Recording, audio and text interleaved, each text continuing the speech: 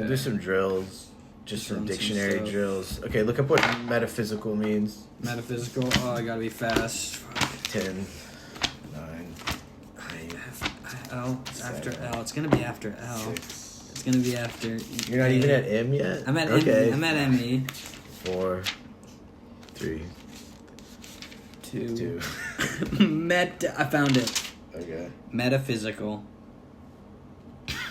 What's it mean? Oh, I haven't found it yet. I'm so close though.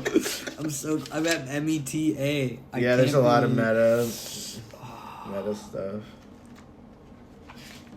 Metamorphic. It's got to be close to that. Here it is. It'll be down here. You know, metaphysical has a P. Yeah, I know. Metaphysical. Of or relating to metaphysics. Okay. Word of metaphysics. Of or relating to the transcendent or to a reality beyond what is perceptible to the senses. Oh, yeah. Transcendent. Supernatural. Yeah. Highly abstract.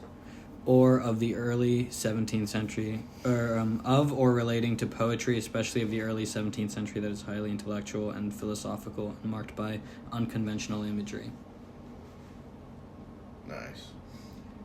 What was my time on that for like find? 28 seconds or something. Yeah. Do you want to run one? They seem hard. Oh, yeah. Try to get me. You seem like you'd be good at it. Let me think of one. Billows. Okay. Easy. I'll get it before you get the fucking thing out. I'm watching it up here. Wow. He's blowing through these pages. Okay, Billow found it. Wow.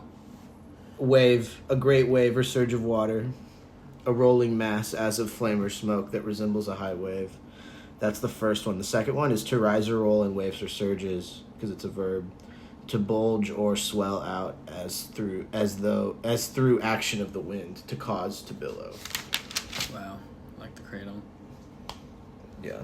That was like 16 seconds. I was watching. Nice. Pretty good run. Okay. What about hit me with it? Let me think of a good one. Okay. Let me look at this book. Let me look at the back of the book. Illuminate. Illuminate. All right. ILL. Illuminate.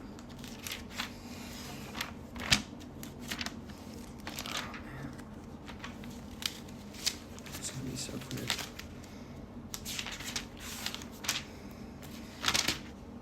Illuminate. Found it. One Nice. having or claiming unusual enlightenment. There you go. What was my time on that? Less than a minute? That was faster. Less than 2 minutes? It was faster that one. Okay. That's good.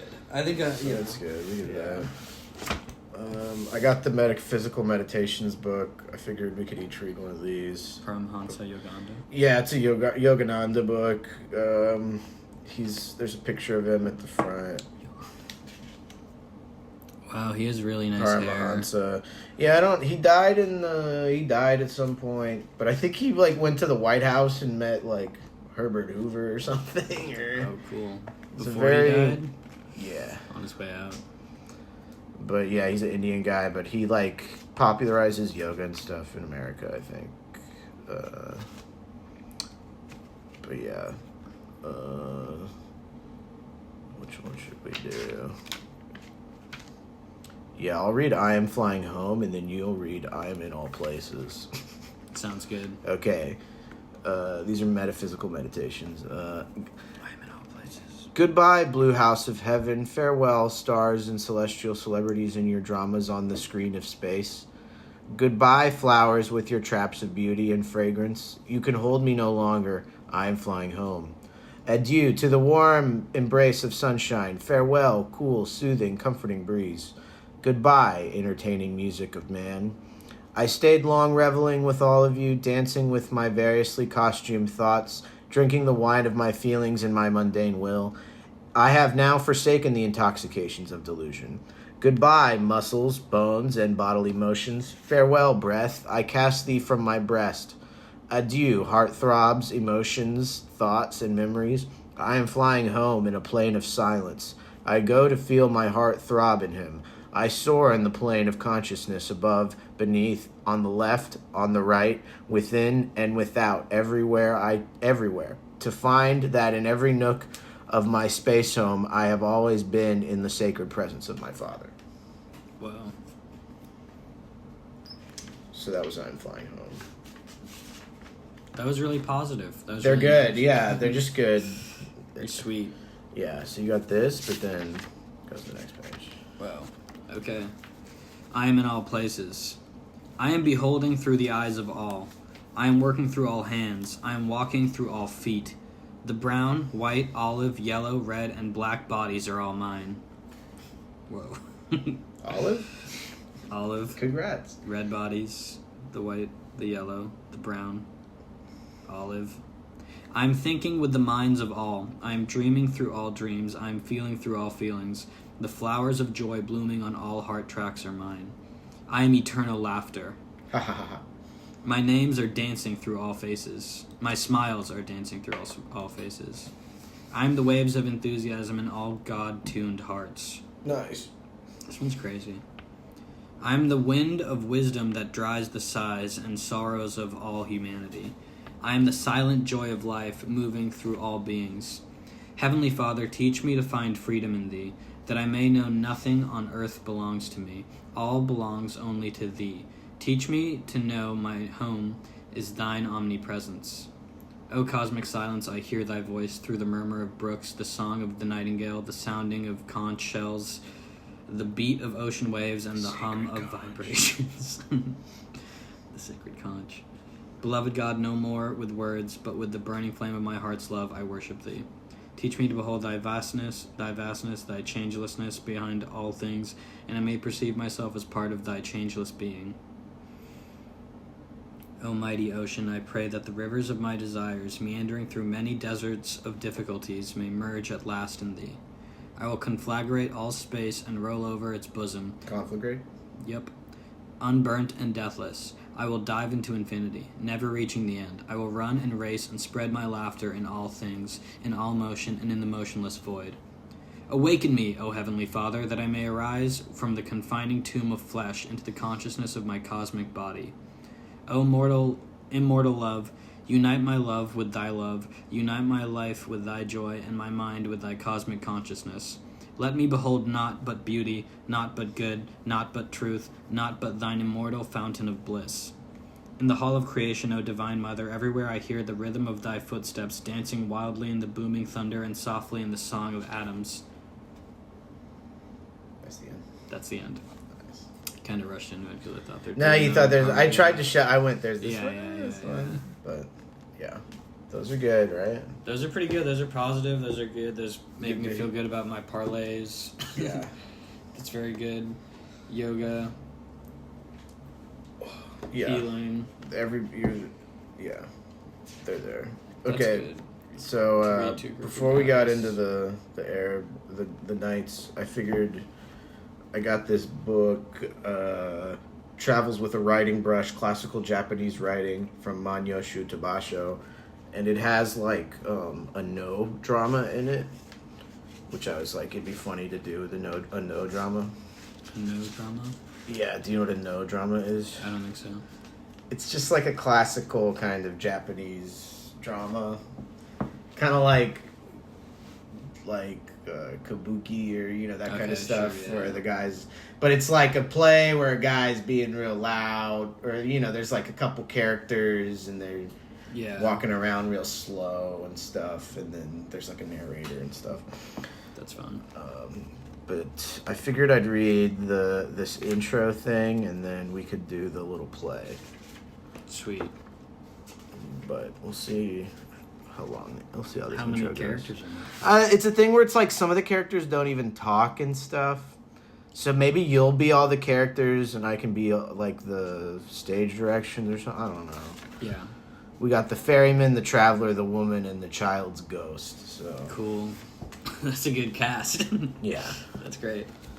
So it's called Sumida River by Kanze Madomasa. But this is just the intro thing, and the intros are by let me see who's doing all this stuff.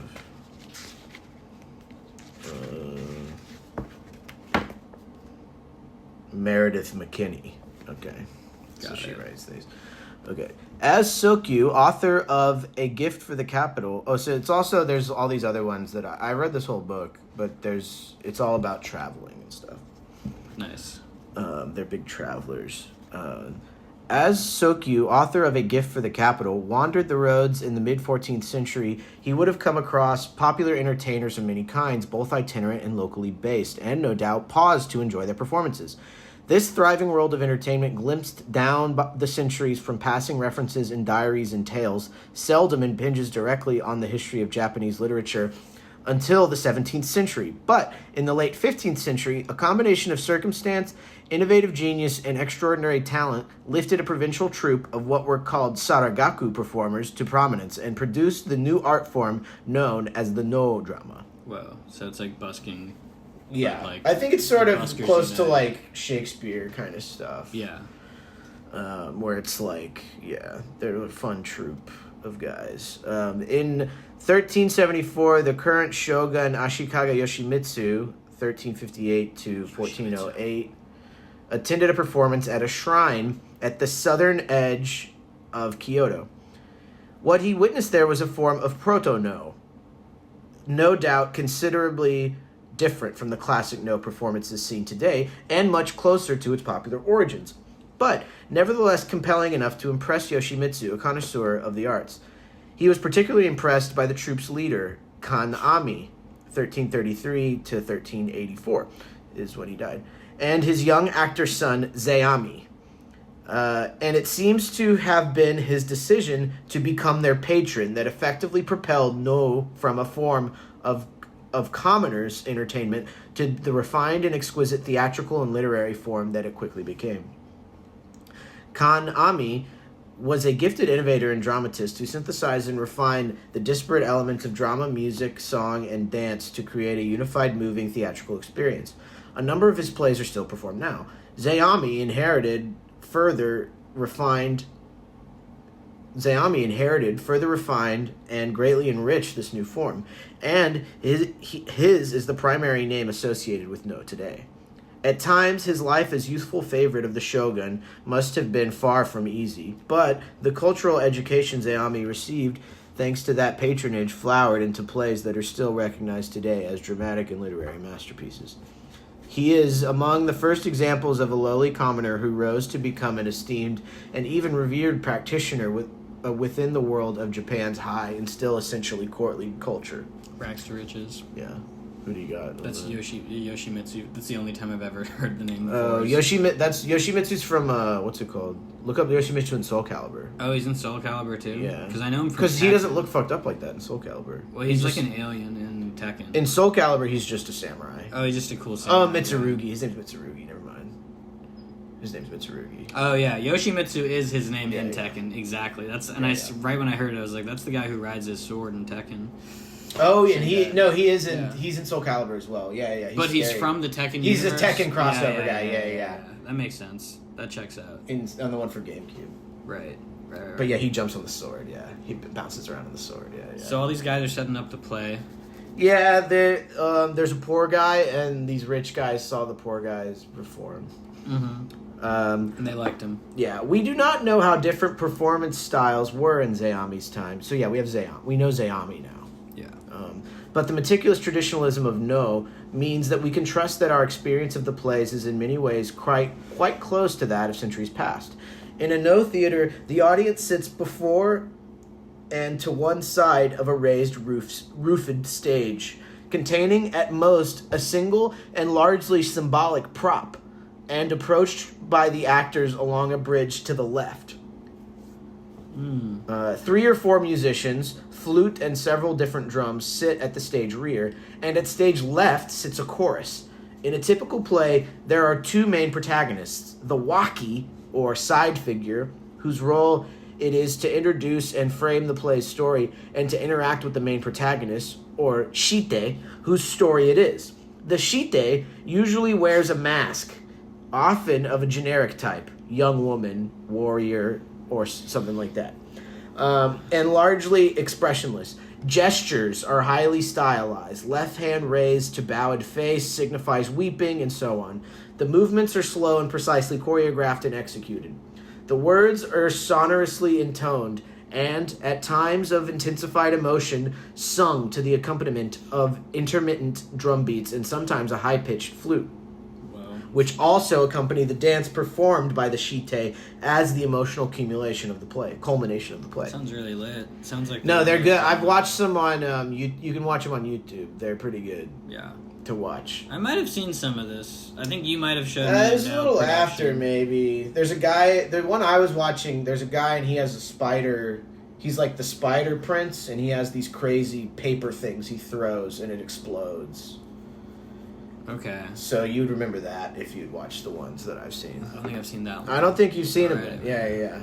But it's like, I would play them. You could play it. I would play it, and you could play it at like double speed or half speed, and then you put music over it. It's pretty good. You have done that with one of these before. I don't know. I don't think I did, because I read this book play after. Yeah, I think it's a different kind of thing. Because this one, it has to have the roof on the left and the chorus, and there's a little bridge.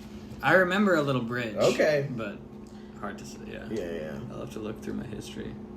The moon. Okay, yeah. The combined effect of all this heightens and concentrates the performance far above any felt for realism, and towards the numinous,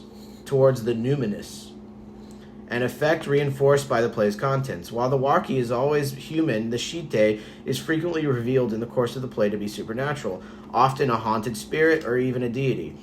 In a stereotypical no play, a traveling priest, waki, might encounter a certain place, a local person, shite, who relates a moving story associated with the place, and in the process is revealed to be the suffering spirit of the person in that story. At the end, spoilers, released from torment by the priest's prayers. The plays build slowly towards an emotional climax and often a spiritual catharsis, in which the shite's dance plays a crucial expressive role.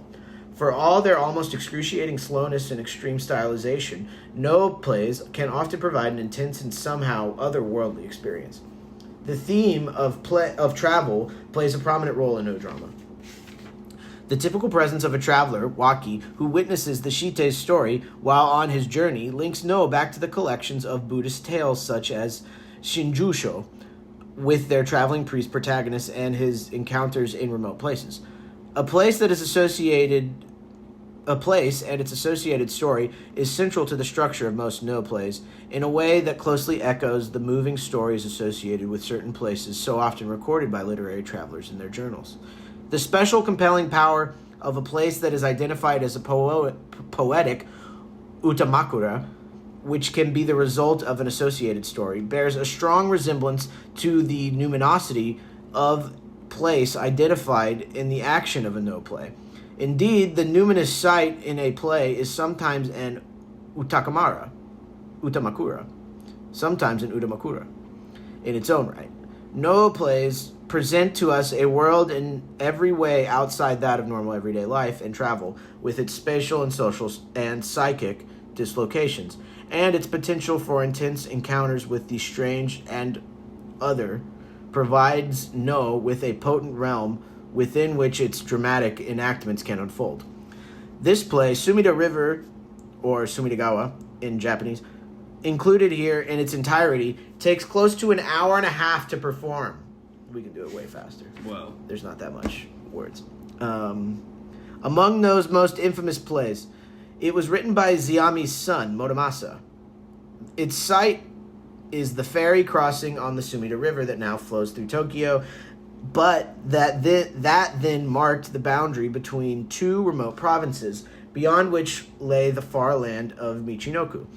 This is the site of a famous scene in the Issei tales, that touchstone for literary travel writing, which gives its utamakura status and which lies behind the poetic exchanges between the woman and the ferryman. There are two travelers, one a witnessing visitor, and the other the shite, a woman who has come from the capital, crazed with grief in search of her stolen child. While the supernatural is present in the form of the child's spirit, a child who sits hidden inside the prop representing the grave mound, that finally and briefly emerges from the grave in response to her anguish and prayers at the play's climax. Wow. As in all No plays, the language shifts between versions of prose, intoned, and varying degrees of a more poetic register that broadly follows a 5/7 rhythm, chanted on several tones, often with considerable ornamentation, which is indicated here with spaced phrases. In these more heightened sections, which transcend the everyday world most completely, the chorus frequently takes up narration or speaks on behalf of a character, and at times the ferryman and the woman also alternate as a single voice. Wow. So it's kind of like the... It's kind of like an opera... It's kind of like a Ramiana kind of thing. Yeah. Like how they do that. Sure. They're out there. Yeah, they're out there touring it all the time. Anyone can do it. Everybody's saying them. But yeah, they're writing them, I guess. Yeah. But yeah. So... That seemed a little I want to complex on the... So sometimes one person speaking, but then everyone's speaking. Yeah, that's where it's like maybe we'll alternate back and forth. Yeah, you want to hit it? Sure. Sumida River. Let me know when you... Okay, so Waki's the ferryman. I don't think the Waki and the Shite thing really matters. Okay. Kobata, child's ghost. Shite, woman. Wakitsure, traveler. Okay. So so you gotta have so you got the ferryman and the traveler. So maybe... Yeah, maybe I'll hit ferryman, you hit traveler. I'm just saying you just need to do distinct voices. Yeah. Okay. I don't know what they would be. But Sure. You could just also say who's talking. Yeah, for sure. At the center back of the performance space, in front of the musicians, is a representation of a grave mound bearing a willow branch. Invisible inside it is the child. To soft flute music,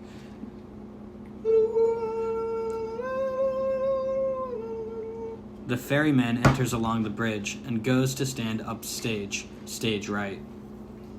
I can picture it. I am the ferryman of the Sumida River, in the land of Musashino, and today I must set out quickly and carry my passengers across.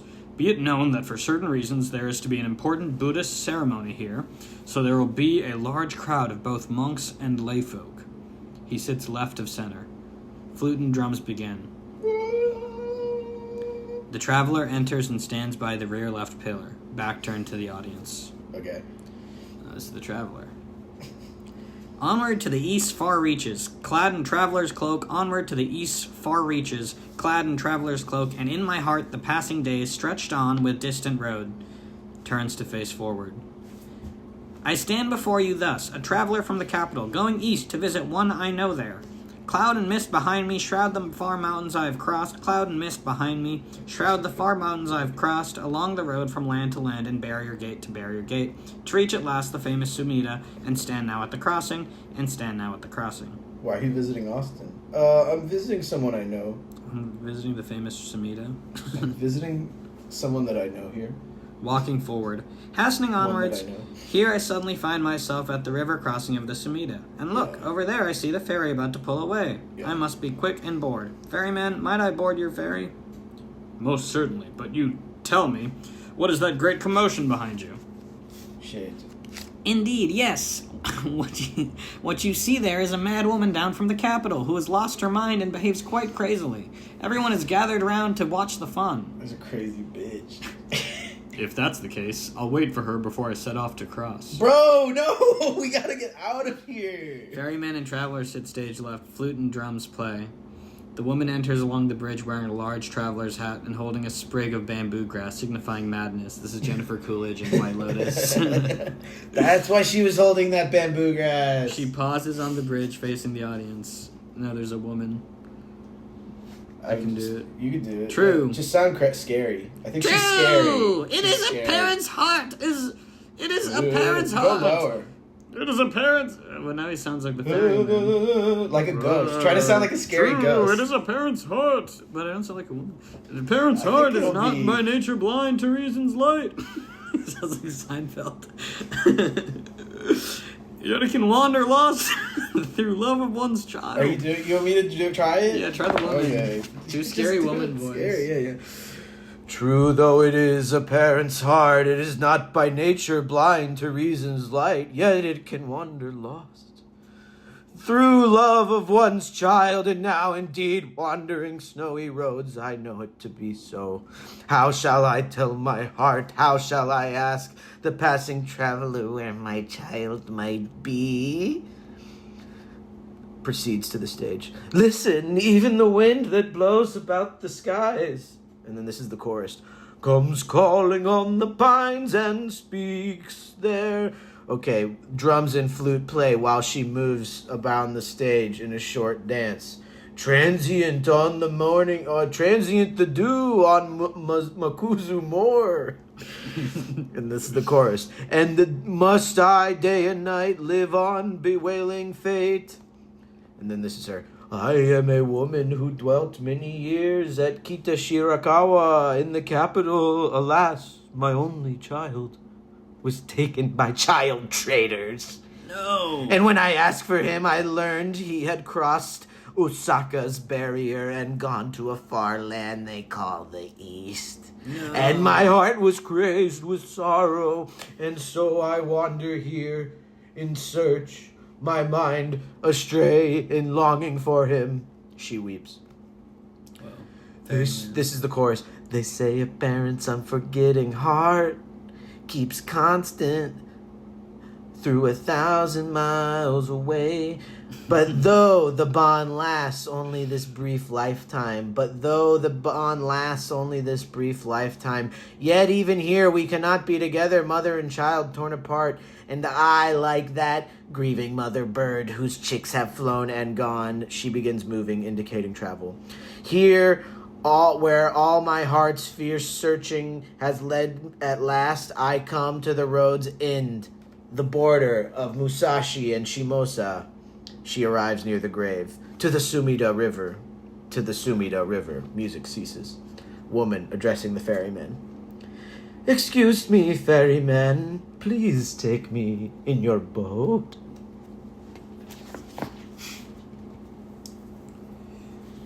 And where might you be from and going to? You do it. I have come from the capital in search of someone. Scarier. I've She has to come from sound the like a capital. ghost. She is a ghost. I've come from the capital. I can't do a scary ghost Ooh. voice. Oh. Be you from Put the some capital wind or be you mad? Entertain us with your crazy antics, or else I will not let you board my boat. How unfeeling. I'm just going to do the lady's voice. She's gonna be scary. How unfeeling. Surely if you are Sumida ferryman, you must cry, hurry aboard. The sun goes down. To claim that someone from the capital, whoever it may be, must not board this ferry. How could the ferryman say such an unlikely thing? Ah, sure enough, your cultivation proves your name is true, and you do indeed hail from the capital. And your words likewise ring true to my ear, for Narihira once stood thus at this crossing and said, Capital bird, if your name is true, then tell me, she whom I love, does she live or die? Look, ferryman, yonder white birds are not seen in the capital. Tell me their name. Why, those are seagulls. Oh, how unfeeling! Be they gulls or be they plovers, why do you not name these white birds on the Sumida capital birds? Music begins. Right. True enough, I spoke in error. Living here as I do at such a famous place, it was crass not to call them capital birds. So what is she really saying about the She's saying that you should call them capital birds? They don't have him in the capital. Those seagulls on the evening waves go back to Narahira long ago. Who asked them, does she live or die, thinking of his beloved wife at home? As I too now come east in yearning, begging to know where my lost child might be. In longing for his wife, in search for my child. I think the birds are migratory, and they go to the capital and back or something, or, Okay. that type of shit. I didn't really- And she's moving like the birds are moving, Yeah. What do they mean? It was crass not to call them capital. Is that? Are they doing a joke? Is that like a? I think, is there... It's kind of...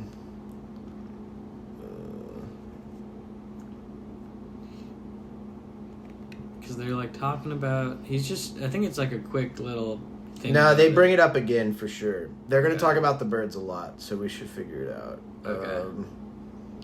Your words like capital bird. If your name is true, then tell me, she whom I love, does she live or die? Look, ferryman yonder, white birds. Tell me their name. Those are seagulls. How unfeeling. Be they gulls. Why do they not name these birds? It's crass not to call them capital birds. I guess it's just stuff from the capital's really cool. That's what I was thinking. I think it's like a being like you should, these birds are cool. But I think they're also migrating. Yeah. That's a part of it, too. You should call these New York pigeons. Right. This is like New York style pizza. Right. I think that's what's happening. Yeah. Okay, good. But they don't have them in the capital. Woman traveling on the road. She dances while the chorus chants. And so I, too, will ask you, capital bird, does my child live or die along this eastern road? Does my child live or die along this eastern road? I beg, and yet unfeeling birds you do not answer. Rather, I should call you more boorish country birds then, gathered here crying, just as in that old poem in distant Naniwa. Along the shores of Hori River, massed with boats, the capital birds throng clamoring. That was then on Naniwa's waters, and now I, too, at the East Samida, lament how very far away I am. Ah, well, O ferryman, though your boat is crowded, let me board, O ferryman, so let me board. Let me board! So refined for a mad woman. Quick then, hurry aboard. So refined for a mad woman. She removes her traveler's hat and holds Quick, it. come into the comedy show. Sits, while the ferryman stands behind her holding the oar. This is a dangerous crossing. Please take care to sit still. This is the ferryman talking. Look, under that pillow on the far bank, a crowd has gathered. What's that about? Yes, indeed, an important ceremony is taking place. And then he's about to tell... There's a moving story about it. Let me tell you while we row across. On the 15th day of the 3rd month last year, precisely this day, in fact, on January 6, 2020, precisely this day, in fact... last year, slave traders arrived from the capital on their way further east with a young child of no more than 12 or 13.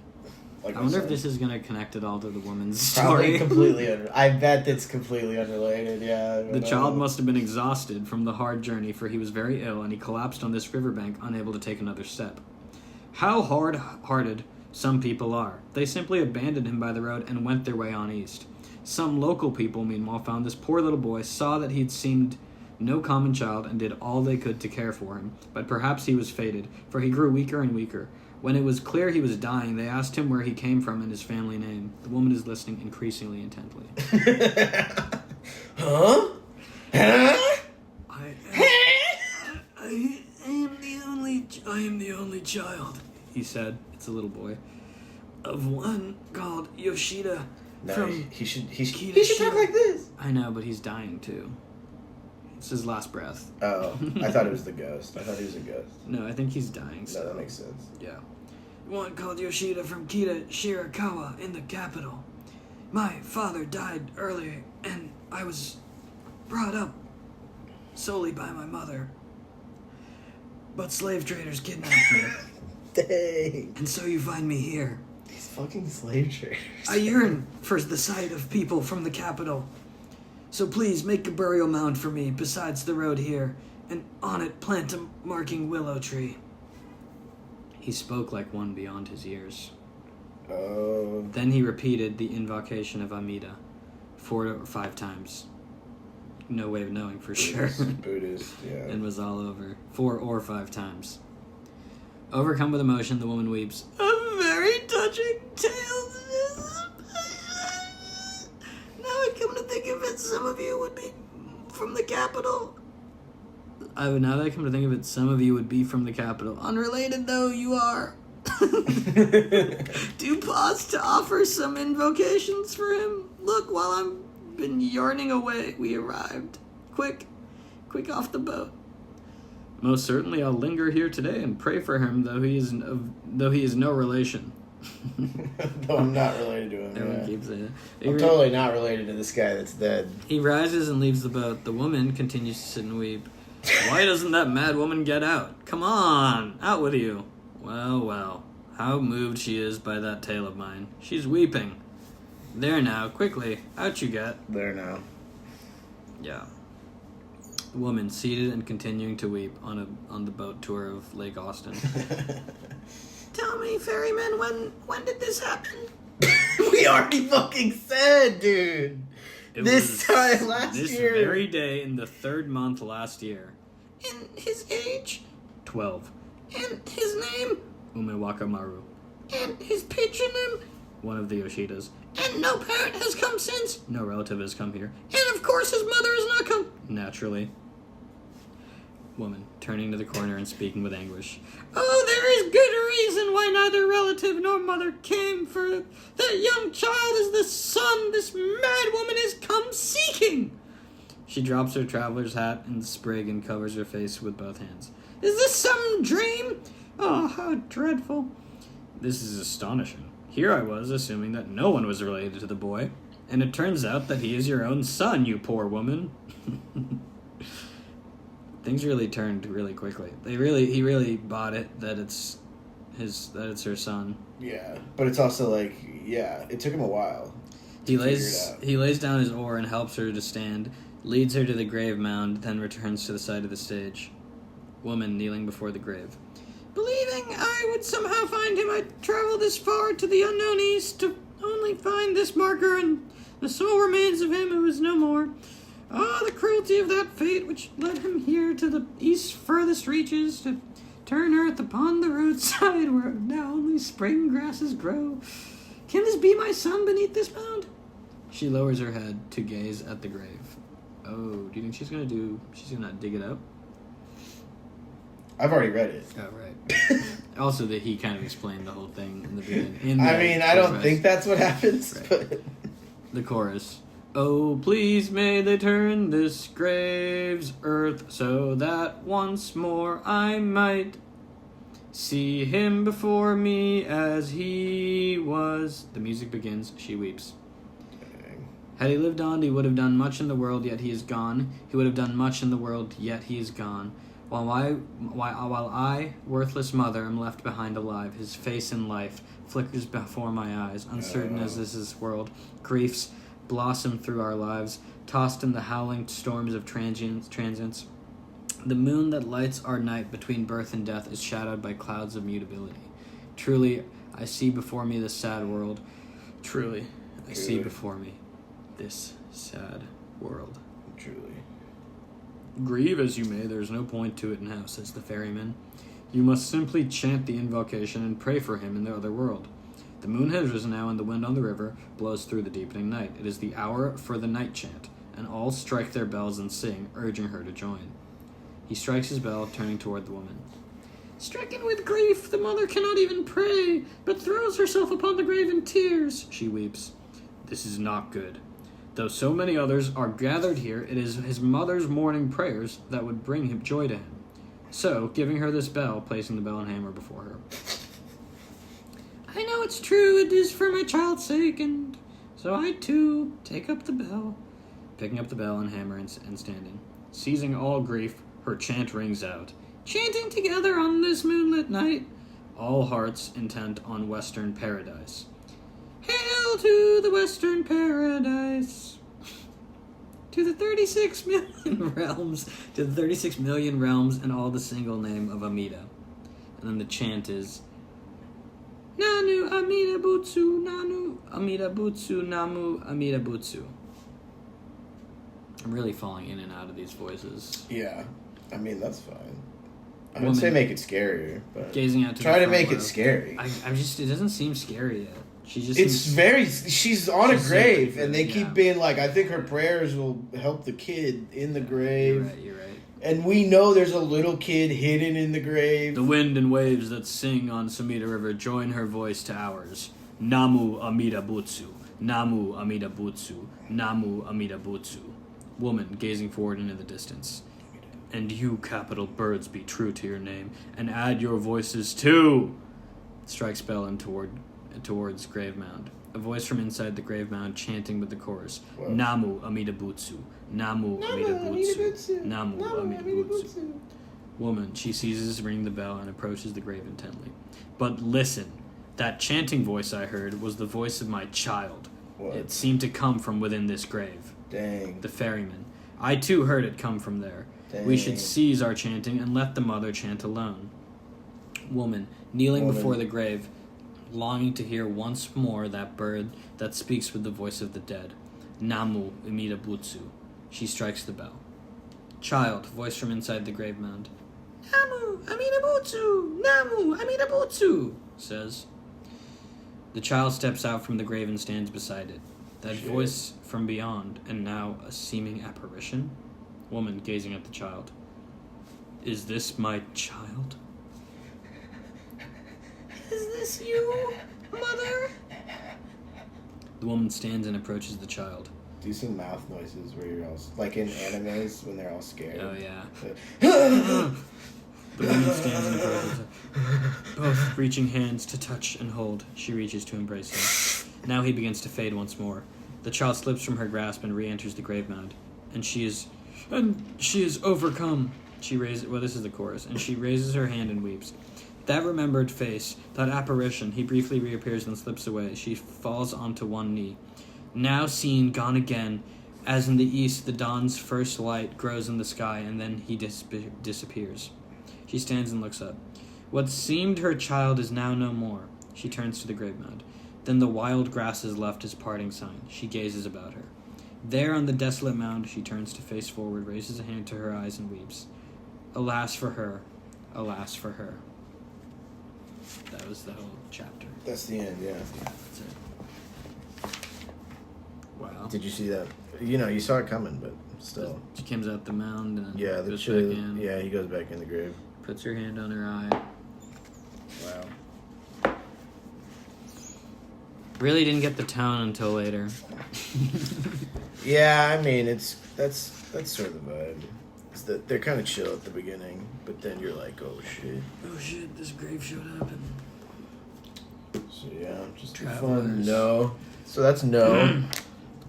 Maybe we can get some other no.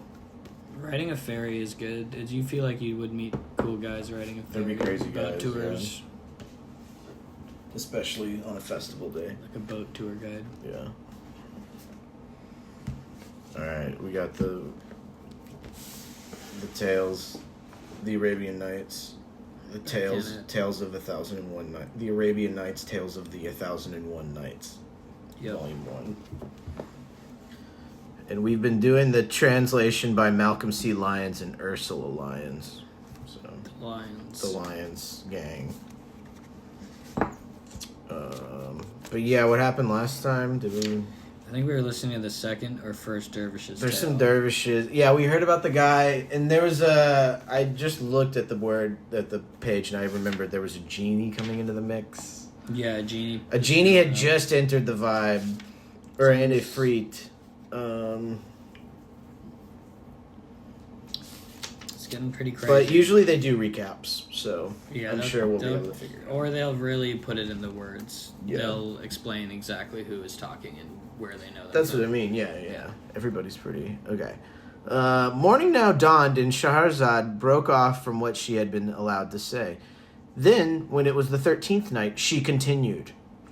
I heard, O auspicious king, that the second dervish said to the lady of the house. So you were right, second dervish. Yeah. Mm-hmm. As soon as I had delivered my violent kick, it grew dark. There was thunder and lightning, and the earth shook, and everywhere went black. My head cleared immediately, and I asked the girl, "What has happened?" "The Ifrit has come," she said. "Didn't I warn you? By God, and you have brought harm on me. But save yourself and escape by the way that you came." I was so terrified that I forgot my shoes and my axe. Then, when I had climbed up 2 steps, I turned to look back and caught sight of a cleft appearing in the earth, from which emerged a hideous Ifrit. "Why did you disturb me?" he asked the girl. And what has happened to you? Nothing has happened to me, she said, but I was feeling depressed and I wanted to cheer myself by having a drink. So I drank a little and then I was about to relieve myself, but my head was heavy and I fell against the dome. Whore, you are lying, said the Ifrit. And he looked through the palace, right and left, and caught sight of the shoes and the axe. Okay, I remembered what was happening, okay? It was a girl. There's a girl, she's really hot. Yeah. And she lives in the palace. Yeah. But then he shows up and she's like, oh, we can date 9 of the 10 days or something. But one day, one day every 10 days, I have to go. Persephone Greek mythology. Yeah. But he comes around a lot. Yeah. Just go hang out with Hades. Can you have a long distance poly relationship with someone if they don't know? Has a sugar daddy. Has the sugar daddy. Yeah. So kind of that. For sure. Situation, yeah. So he called her a whore. We were about to get into the sexual violence stuff my prediction. Yeah. We were saying something might happen. Yeah. So just like stuff might be kind of fucked up in this one. Yeah. Whore, you are lying. There must be a man. Who was it that came to you? I have only just seen these things, she said. You must have brought them with you. Nonsense. That doesn't deceive me, you harlot, he cried. Then he stripped her naked and stretched her out, fastening her to 4 pegs. Kind of exactly what I predicted. Kind of called it from a mile away. Early he started to beat her to force her to confess, and as I could not bear to listen to her weeping, me the dervish, I climbed up the staircase, trembling with fear. And when I got to the top, I put the trapdoor back in its place and covered it with earth. I bitterly repented what I had done, and I remembered how beautiful the girl was and how this damned Ifrit was torturing her, how she had been there for 25 years and what had happened to her because of me. I also thought about my father and his kingdom and how I had become a woodcutter and how my cloudless days had darkened. Whoa. I then recited, if one day time afflicts you with disaster, ease and hardship come each in turn. If your girlfriend has a leather daddy she goes to once every 10 days. Right. Be ease and come. Yeah. Ease and hardship, they come each in turn. So. Yeah. I walked away and returned to my friend the tailor, whom I found waiting for me in a fever of anxiety. Wow. My heart was with you all last night, he said, and I was afraid lest you had fallen victim to a wild beast or something else. But praise be to God that you are safe. I thanked him for his concern and entered my own quarters, where I started to think over what happened to me, blaming myself for the impulsiveness that had led me to kick the dome. So there's a dome that he kicked or something? Yeah. I think that's what let out the guy. That's when he showed up or something, yeah. That's when the guy showed up or something. I remember when he kicked the dome. Yeah, that was the very end. I think that's what makes... He was like, I'm gonna kill the genie. Yeah, I'm gonna kill the genie. He was like, I'm gonna fight the genie. Yeah, he wanted to fight the genie, I remember. And the genie... I shall now smash the dome. Let him come so that I may kill him. Right. Okay. And then he saw the genie, and he was like, he's really scary. Yeah, I gotta leave. Tied So he up left. his girlfriend all naked. Yeah. And started hitting her. And then he's like, I have to leave. I'm gonna go and see my friend the tailor. Yeah. Because I'm a prince or something. But only the tailor's friends with him. Pretty scary story so far. Yeah.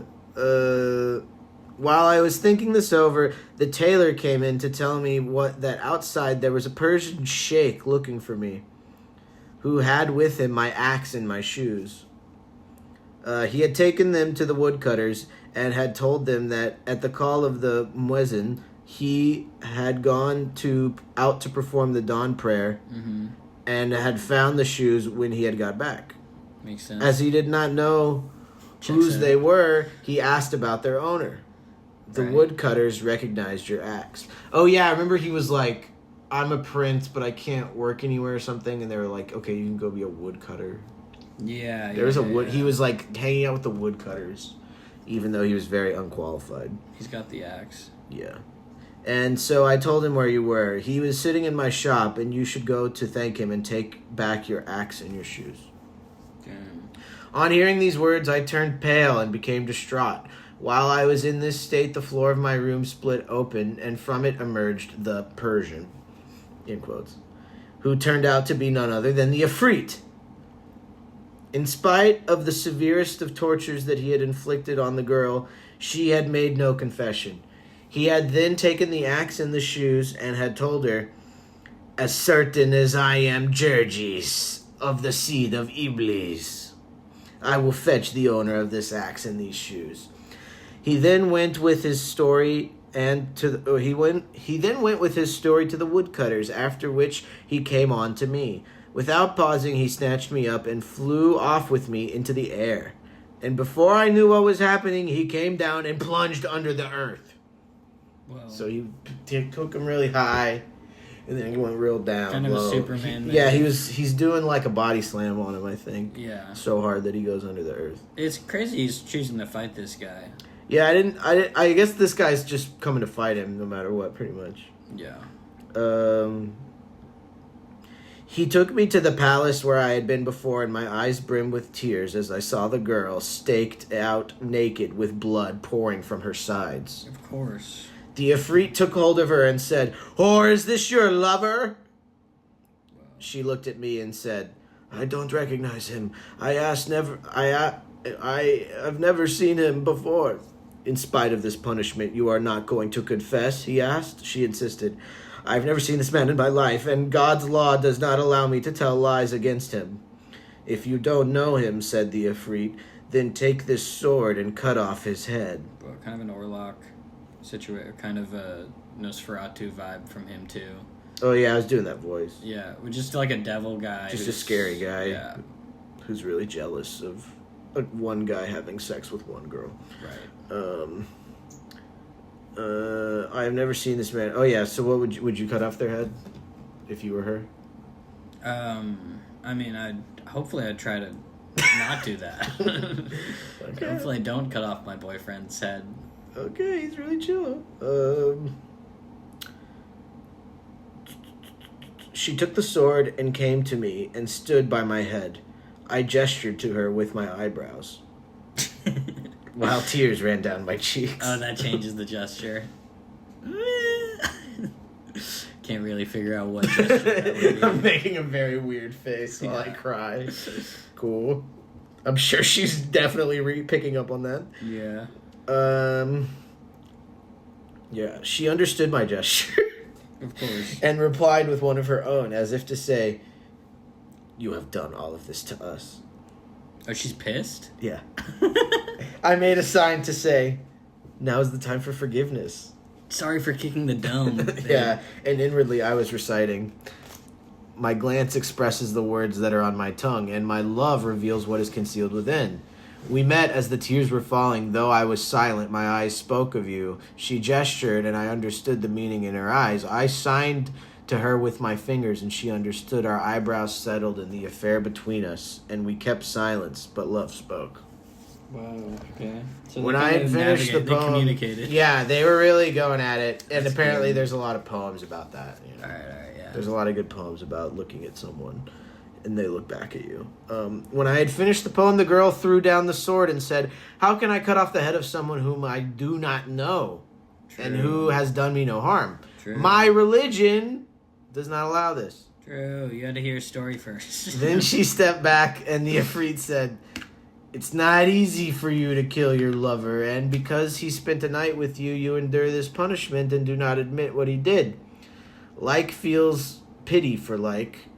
Then he turned to me and said, "Young man, I suppose that you don't recognize her." I said, "Who is she? I've never seen her before." Nice. "Then take this sword," he said, "and cut off her head. I can't kill a lady I don't By know. this I shall be sure that you don't know her at all, and I shall then allow you to go free without doing you any harm." I've got a religion too. No, I don't think he does. "Yes," Oh, I said, shit. He's and gonna taking kill the this sword, shit. I advanced eagerly and raised my hand. But the girl gestured to me with her eyebrows. Of course. I did not fail you. Is this the way that you repay me? I understood her meaning and signed to her with my eyes. I shall ransom you with my life. And it was as though our inner tongues were reciting, how many a lover has used his eyes to tell his loved one of the secret that he kept, with a glance that said, I know what had happened. Oh, I know what happened. How beautiful is the glance. How elegant the expressive eye. The one writes with her eyelids. The other recites with the pupil of the eye. Wow. My eyes filled with tears. Okay, yeah, you've been crying the whole time. I'm telling a story and then I go, and I'm crying. I'm crying. I'm crying. I know. I keep mentioning anew and then I start crying. Then my eyes are filled with tears. And I threw away the sword and said, "Oh, powerful Ifrit, great hero! If a woman, defective as she is in understanding and in religious faith, thinks that is not lawful to cut off my head, how can it be lawful for me to cut off hers? Exactly. When I have not seen her before." Of course, that's what I shall never do that, even if I have to drain the cup of death. Oh. The Ifrit said, "The two of you know how to pay each other back for favors, but I shall show you the consequence of what you have done." Then he took the sword and cut off one of the girl's hands. That'll happen. After which he cut off the other. Oh, no! Oh, you thought she'd get away with just... She'd just get away with one, like stealing With bread. 4 blows, he cut off her hands and her feet. That sucks. As I watched, convinced that I was going to die, while she took farewell of me with her eyes. "You are whoring with your eyes," said the Ifrit, and he struck off her head. Oh. Dang. That's so scary. She was so scary. Yeah, we need a scary Ifrit. The genie is Ifrit. not scary in Aladdin at all. No. He's like a baby who's a loser. The Ifrit's really scary. Yeah, He's it's too like scary. what Jafar is trying to turn into. He turns into an Ifrit later, I guess. He kind of becomes like a... He does a evil, wish scary to be guy, a scary yeah. genie. He's like a red scary genie. Yeah, I remember. But this guy's really scary. He's a bad motherfucker. He's crazy. Yeah, he's just trying to chill. I mean, if she was loyal, there wouldn't be a problem. 9 days out of 10. 9 days out of 10. 9 days out of 10, she was loyal. Yeah, if she wouldn't have brought this guy in and he hadn't cracked the dome. So is the dome, do you think the dome's He left a voice message for her. So no, the dome I think is maybe a body part, you know what I'm saying? On her? The hymen. Whoa. He kicked the diamond? He kicked the dome? Metaphorically. Maybe. That's why he's so pissed. It's possible. Because does he fuck? Does the Ifrit fuck, or does he just keep her? I think he just tortures her. But I mean, before all that. Bro, why not? That's where she's always But naked. It is always well, like that's it's Of like course. a dragon doesn't course. spin the gold, you know? Right. He just has it. He just has it. He just likes having it. Yeah. Then he turned to me and said, "Mortal, our code allows us to kill an unfaithful wife. I snatched away this girl on her wedding night when she was 12 years old, and she has known no one but me. I used to visit her. Yeah. I used to visit her for one night in every 10 in the shape of a Persian." Oh, in the shape of a Persian He was guy? shaped like a Persian guy. Yeah, he's a devil guy. When I was sure that she had betrayed me, I killed her. As for you, I am not certain that you have played me false, but I cannot let you go unscathed. What do you mean you don't know? Yeah, it's very... Why are you committing to her being... Shaggy, you've denied many times that it wasn't you. Even though we caught you banging on the counter, we caught you banging on the sofa, we caught you banging in the bathroom, but you keep asserting that it wasn't you. We've killed the woman. We killed her. We know she's guilty. We've killed her. Right. But there's really nothing we can do. You've said it wasn't you. Oh,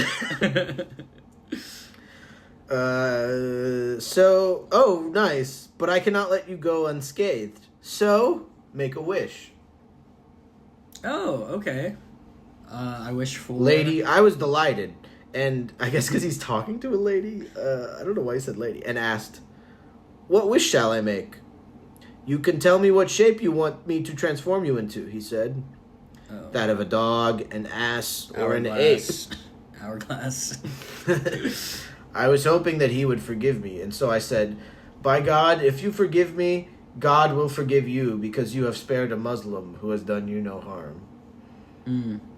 I went on to implore him with the greatest humility, and standing before him I cried, "I am wronged." "Don't talk so much," he said. "I am not far from killing you, but I will give you one chance." "Forgiveness befits you better, Ifrit," I said. "So forgive me, as the envied forgive the envier." "How was that?" he asked. And I replied... over here. It is said... Oh, how are you pronouncing it? Ifrit? Ifrit? How do you think? There's an apostrophe. No, I think you're right. Like, Ifrit. It is said, O Ifrit, that in a certain city there were two men living in two houses joined by a connecting wall. You've heard of this. Duplex. That's a duplex, sir. There were two men living in two Muslim houses. people didn't invent the duplexes, okay? It's the We know duplex. about them. One of these two envied the other, and because of this he used the evil eye against him. No! And did all he could to injure him.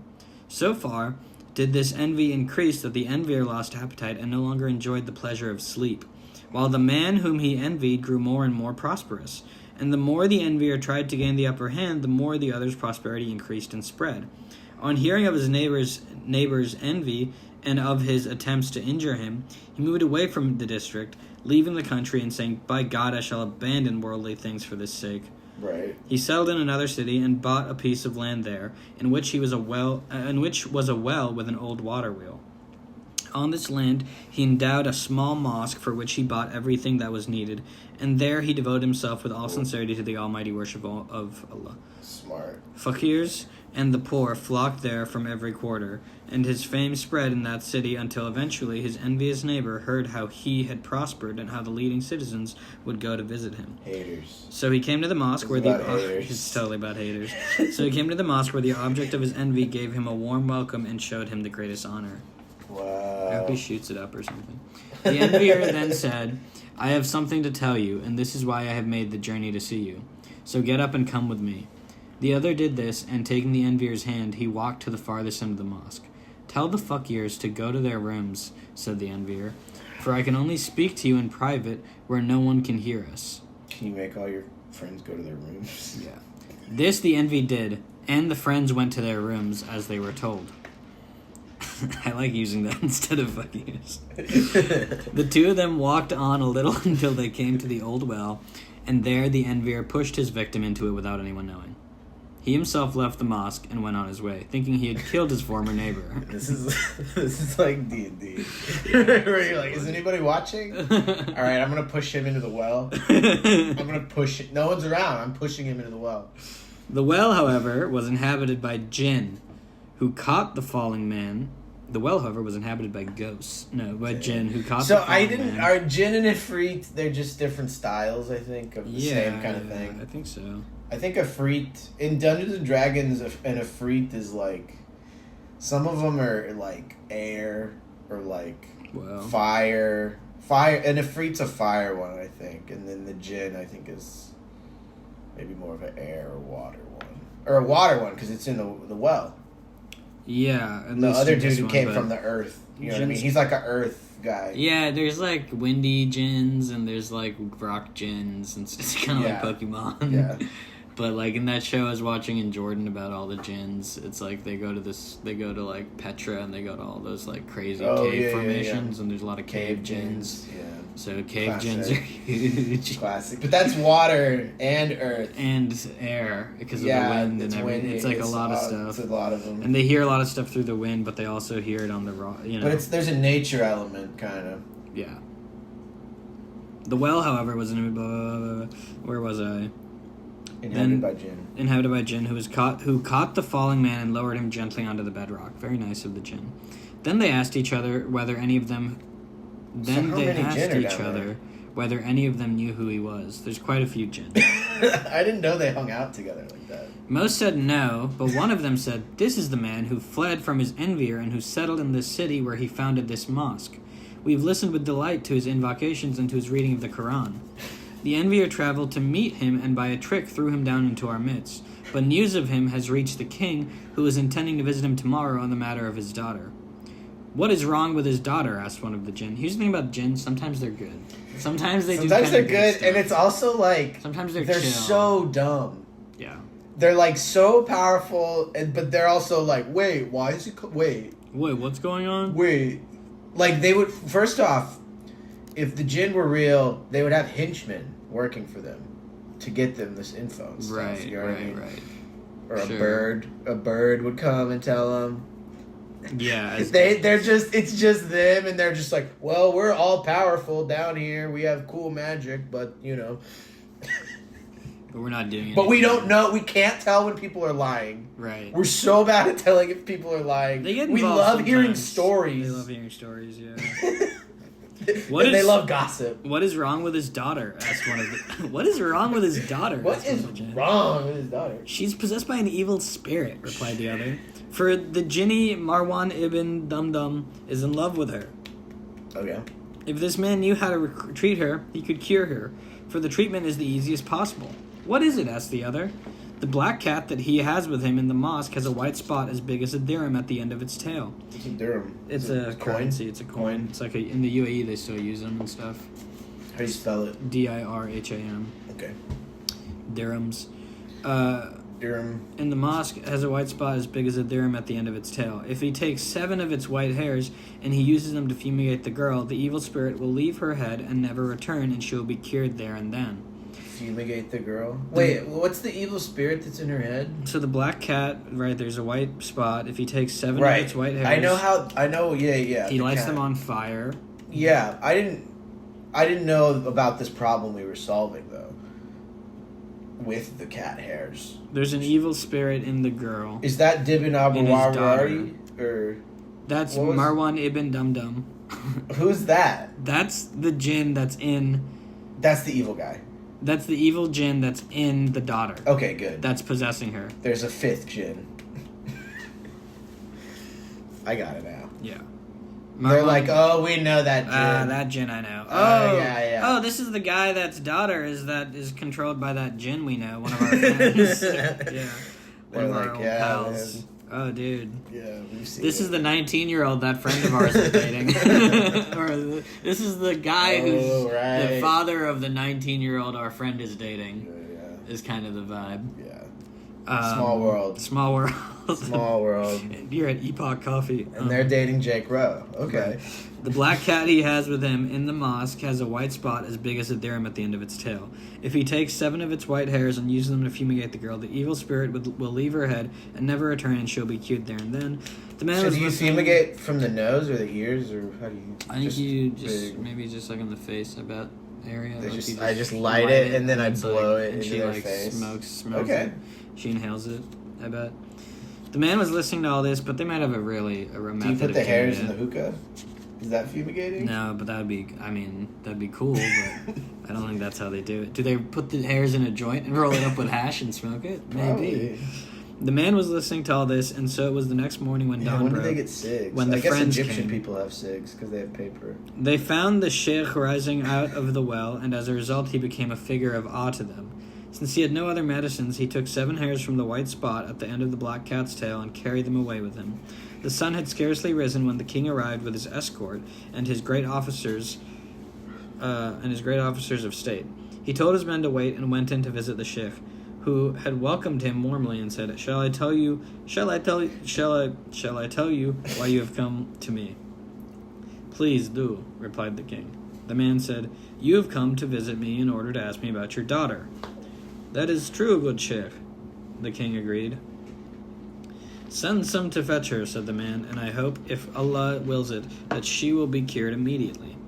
The king gladly sent for his daughter, who was brought tied up and manacled. Okay. Manacled is like... in chains. Right. The man sat her she down. Has one little eyeglass. You monocled. I said manacled, not monocled. Guys! Details! He's monocled. Why does she have a little glass in her eye? The man sat her Shackles! down. The man sat her down and spread a curtain over her. After which he produced. Oh, so the curtain is part of the fumigation, I think. Oh yeah. So they're like hotboxing her. They're hotboxing her, yeah. They Okay. spread a curtain over her. After which he produced the 7 cat hairs and used them to fumigate her. The evil spirit that was in her head cried out and laughed. She then recovered her senses, covered her face, and said, "What is all this? Who has brought me here?" The joy the king felt was not to be surpassed. Your new boyfriend. He kissed her daughter's eyes and in the hands of the shukh. After which he turned to the state officials and said, "What do you say? What does the man who cured my daughter deserve?" "He should marry her," they said. Yep. "You are right," said the king. And he married the man to his daughter, and making him his son-in-law. Shortly afterwards, the vizier died, and when the king asked who should replace him, the courtiers said, "Your son-in-law." So he was appointed What a vizier. BQ. And when, soon after that, the king himself died, the people asked who should be named king. The answer was, the vizier. Accordingly, he was enthroned and ruled as king. Pretty quick. So that's way to the top. guy from that guy envied him? Which envier? Is this the envier? Or No, the envier? guy envied this guy that's going to be king, pushed him in the well.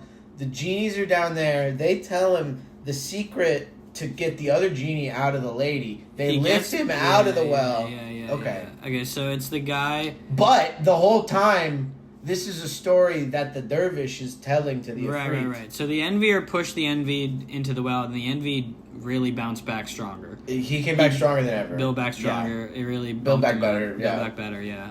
Y'all thought you could bring me down, but you just made me stronger. Ooh, you thought I fell off. What doesn't Yeah. kill me makes me stronger. Yeah. Okay. You thought I. Ooh. I fell off. Ooh, Someone said I fell off. Ooh, I needed Ooh, that. I needed that. Yeah.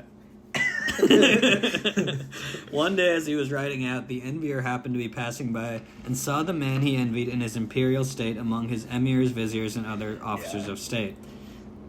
Bro, Sucks, man. yeah. This film I saw sucks this to dude guy. I hated. He was in a Lambo. He's got the hot Dude, chicks I, with him. I slashed his tire last year, and now he's got the Lambo. Now he's the governor. Now he's the governor. Now he his owns name's Greg Abbott. I don't Right. know. The king's eye fell on him, and turning to one of his viziers, he said, "Bring me that man, Kill him. but do not alarm him." When the envious neighbor was brought to him, he said, "Give this man 1,000 mithqals of gold Nice. for my treasure. Yeah, I couldn't have done it if you hadn't have hated so hard on me. Load 20 camels for him with trade goods, and send a guard with him to This escort is him good. to his land." Oh yeah, This is how to great. stunt. This This is how is you stunt stunt for on real, someone. yeah. Is they try to hate on you. Then he took his leave of the man who envied him, turning away from him, and did not push him for what he had done. He didn't push it. He did not push, or did not punish him. That Oh. makes way more sense. Because that the other guy, he did push He him. did push him, yeah. He did not punish him for what he had done. Don't push me. That's because cool. I'm close to the well. Wow, he came back so strong, dude. That is what happens, though. Yeah, You shouldn't. rock bottom is the Yeah, man. step one, or Oh, yeah. you gotta suffer. The key is to suffer. Road to hell is, or heaven is paved with No. That's for bad. bad That's intentions. the bad one. I'm flipping yeah. it, though. Of the good. Okay. Right to heaven. The road Right. to heaven is paved with the bad intentions of others. Yes. If you try to hate on If me, you try to hate on me, it's gonna. I'm push mostly me. trying to get stuff to make people hate me because then I'll be stronger. Right. That's like Kanye's. That's like thought that's what I was process, saying. think, Yeah, it doesn't kill you. But also, I mean, not even just that song. Faster, just stronger. In general. But in general, yeah. But That seems to be why he's acting insane all the time. Yeah. Is to get people to hate on him because once people hate on you, then you can prove them wrong Right. and then graciously See give them then, a bunch Ifrit. of gold. So I'm telling the Ifrit this. So I'm telling the Ifrit he has my girlfriend hostage. Yeah. She's She's naked. bleeding and out her she's bleeding out of her sides. sides. She's bleeding out. And of I her just told him the sides. story about how these two Okay, so there are these two dudes in a duplex. Okay, so so this is when DJ Premier and Nas, they didn't know each other, so they're both going at it. They're both going at it back and forth. Okay. So Rockefeller Studios. Rockefeller's in the mix.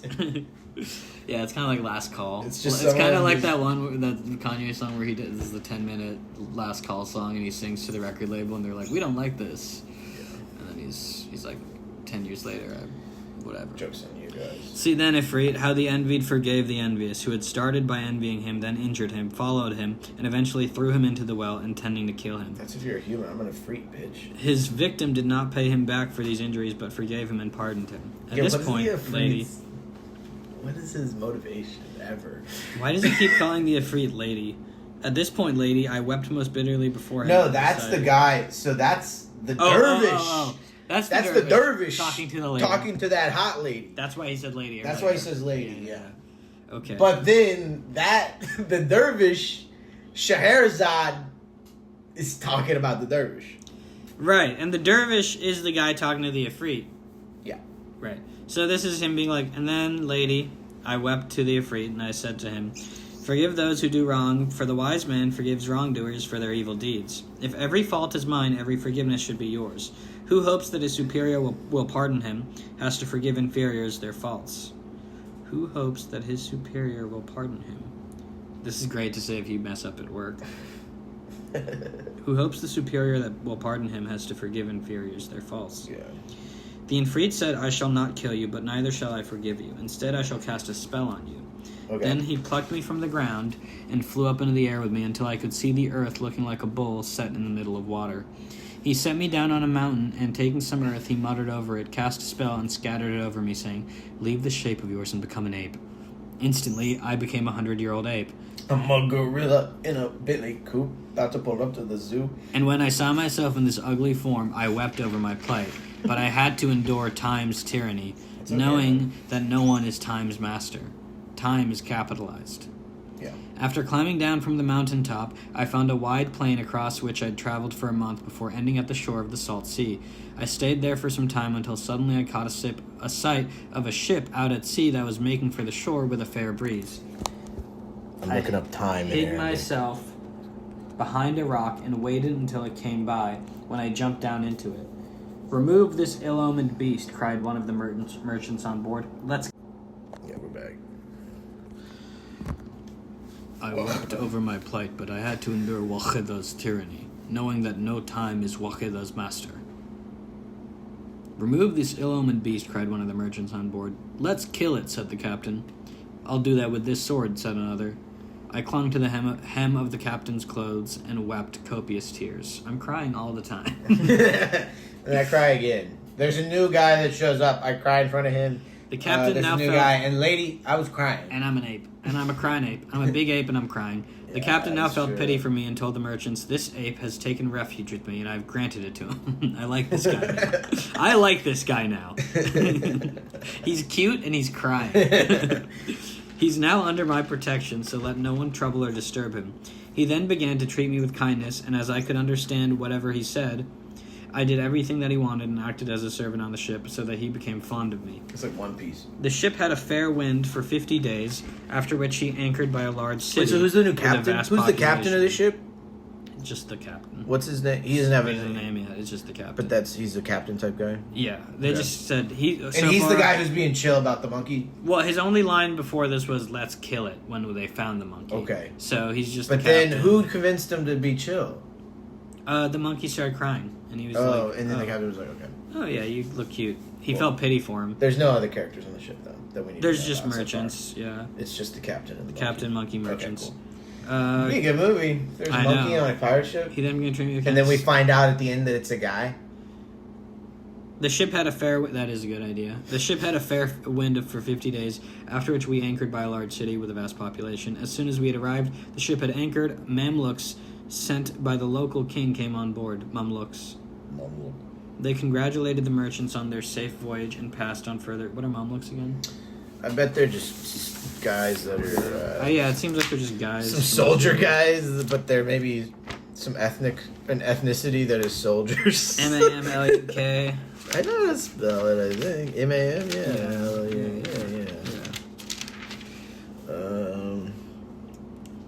Mamluk. A member of a politically powerful Egyptian military class occupying the Sultanate from 1250 to 1517. So you're pretty right about just a military race. They're like a unit you can build. It's a very advanced unit. Yeah, like the French Legion. They have double attack. Mamluks sent, but also often not. If it's not, wait, is it capitalized? No. Okay. It says if it's not capitalized, it's a white or East Asian slave in Muslim countries. That's the opposite of what I was thinking, but it's probably that in this context. So they got some Asian guys. showing. They have some white guys and some Asian guys showing up. That's pretty cool. So I could be a Mamluk if I went. If I was enslaved. You could be my Mamluk. Exactly. If I was, but we would need to be in a Muslim country, but. And we can be for the cheap price of $1,200. Okay. Round trip. As soon as we had arrived and the ship had anchored, Mamluks sent by the local king came on board. They congratulated the merchants on their safe voyage and passed on further congratulations from the king. Then they said, "The king has sent you the scroll of paper on which each one of you is to write one line." Wait. Okay, wait. So there's merchants, the captain, and the monkey, and then the Mamluks just showed up. And they're like, we have a paper from the king. You guys have to each write one line. We're kind of doing like a jack or like some sort of like... There's a guy that would do this in Houston that everybody hated. He'd make you write stuff. He was like, I have a journal. It's like Mad Libs. No, he has a journal, and he's like, can you do one of the pages in the journal? You can write whatever you want in the journal. Whoa. But he's an annoying guy, like at art places, in art spaces. There's a guy, and he's I thought it was like at an open mic. But it is an open mic, yeah. He's at both art spaces and. I'm saying the open mic is an art space. You know what I mean? Oh, like right. Places where there's like creative stuff happening. Yeah, there's this guy. He's not doing the mic, but he has a journal or something. I forget what his pitch is. Anyways, he comes up to you and he's like, hey, can you guys want to do some doodles in my book? The king's vizier was a calligrapher, and as he is now dead, the king has taken the most solemn of oaths that he will only appoint as his successor someone who can write as well as he did. So it's just about their handwriting. So we're doing a test. We're doing a handwriting test. Yeah, we're trying to see if your cursive is good. Who has the best cursive? The merchants were then handed a scroll which was 10 cubits long. This is like the job tryout for like one of those places where you have to write like the menu really cute with chalk. Oh, right. Yeah, like a breakfast brunch place. Yeah, some kind of coffee shop with some specials. Brunch place type thing. The merchants were then handed a scroll which was 10 cubits long, blah, blah. Every last one of them who knew how to write did so, and then I, in my ape form, snatched the scroll from their hands. Dude, he's gonna go off. He's gonna be so good. He's gonna go off. Everyone's gonna be like, wait, the ape is the guy writing? He has the best handwriting? Whose handwriting is this? Yes! Whose is this? Yes! It's just like 12 dudes and a gorilla. He's standing there. Whose handwriting is this? Raises his hand. It's Donkey Kong. No way! What do you mean it's Donkey Kong? They were afraid that I was going to tear it, and they tried to stop me, but I gestured him to tell them I could write, and the captain signaled to them to leave me alone. Let him be. If he makes a mess of it, he said, we can drive him away, but if he can write well, I shall take him as a son. For I've never seen a more intelligent ape. I mean, if he's going to have the best handwriting. Then I took the pen, dipped it in the inkwell, and wrote in the Rukai script. The what script? Rukai. How do you spell it? R-U-K-A-I, but with an apostrophe between the A and the I, so I don't think it's going to be in the dictionary. R-U-K-A apostrophe I? Yeah. Cool. Okay. This is what I wrote down. They asked the monkey what I could do, and I wrote, time has recorded the excellence of the generous. But up till now, your excellence has not been written down. May God not orphan all mankind of you, who are the mother and father of every excellence. He has a pen that serves every land. Its benefits are shared by all mankind. The Nile cannot rival the loveliness that your 5 fingers extend to every part. Well, she's writing my writing now. Then in Toulouse, so that was in Rahani script, that last 4. Okay. These are, all the scripts are changing. Yeah, so I'm seeing now that there might be a couple different scripts. He's kind of flipping the scripts a bit, and he's Yeah, kind of he's being like, flipping I the can script. do it. I can write in emoji. I can write in every. I can know do Spanish. All the, I know Spanish. Then French. in the Toulouse script, I wrote, the writer perishes, but what he writes remains recorded for all time. Write only what you will be pleased to see when the day of resurrection comes. Then I wrote in Nashk, when we were told you were about to leave, as time's misfortune has decreed, we brought to the mouths of inkwells with the tongues of pens what we complained of in the pain of parting. Then I wrote in Tumar script, no one holds the caliphate forever. If you do not agree, where is the first caliph? So plant the shoots of virtuous deeds. Then, and when you are deposed, no one will depose them. Then I wrote in Muhak script, open the inkwell of grandeur and of blessings. Make generosity and liberality your ink. When you are able, write down what is good. This will be taken as your lineage, that of your pen. Y'all should make liberality your ink. And then I handed over the scroll, and after everyone had written a line, it was taken and presented to the king. You wrote a little more than a line. Yeah. When I looked at it, mine was the only script of which he approved, and he said to the courtiers, "Go to the one who wrote this, mount him on a mule, and let a band play as you bring him here." Then dress him in splendid clothes. You're going to need big clothes. Bring him to that me. band that always wants to play? Let them. Let the band. Let them play. Let them play, but yeah, let the band play. Let them play. Let them play. Yeah. And the king was, when they heard this, they smiled. And the king was angry and exclaimed, "Damn you, I give you an order and you laugh at me. There's no reason for your laughter." They said, they said, "There is a reason for our laughter," they said. There's no rules What in the is rule it, book he that asked? say a golden retriever can't be the king of the country. "You ask us to bring you the writer, but the fact is that this was written by an ape and not a man. It was written by a monkey smoking cigarettes." You idiot. "And he is the captain of the ship," they told him. "Is this true?" he asked. "Yes, Your Majesty." Oh, and he's with the captain of the ship. Captain came, I guess. "Is this true?" he asked. "Yes, Your Majesty," they read. The king was both amazed and delighted. He said, "I want to buy this ape from the captain." And he sent a messenger to the ship with a mule. The ape's my son, so... "Dress him in these clothes," he said. "Mount him on the mule and bring him here in a procession." His men came to the ship, took me from the captain, dressed me, and mounted me on the mule. The people were astonished, and the city was turned upside down because of me, as the citizens flocked to look at me. When I was brought before the king, I thrice kissed the ground before him, and when he told me to sit, I squatted on my haunches. Those present were astonished at my good manners, and the most astonished of all was the king. Nice. He then told the people to disperse, which they did, leaving me with him, his eunuch, and a young Mamluk. Okay. At the king's command, a table was set for me on which everything that frisks or flies or mates in nests, such as sandgrouse, quails, and all other species of birds. The king gestured to me that I should eat with him, so I got up, kissed the ground in front of him, and joined him in the meal. Then, when the tablecloth was removed, I washed my hands 7 times, took the inkwell and the pen, and I wrote these lines. Damn. He's really writing all this stuff. He keeps writing. He's like Beast. Well, can he not talk? No, he can talk. I think. Well, he can kiss the ground. Has he been talking? I guess, he doesn't really talk. He was maybe talking to the captain a little bit. Or... I think he talks. The captain was chill. I want to say he talks. I think. Why does he keep writing? He loves writing. I guess he just cried, right? Yeah, he was crying. Yeah, because why didn't he just go say what his feelings were? Because I think it is scarier if he doesn't talk. Yeah, I think he can't talk. It's cooler and scarier if he can't talk. And they're like, he's going to be the king. Yeah, or he's going to be the hand to the king or whatever. He was the king died, or the guy died. No, he's just like meeting up with the captain and... Yeah. But the test about the writing. But that's for the position of vizier, isn't it? But I think you're still next in line after that.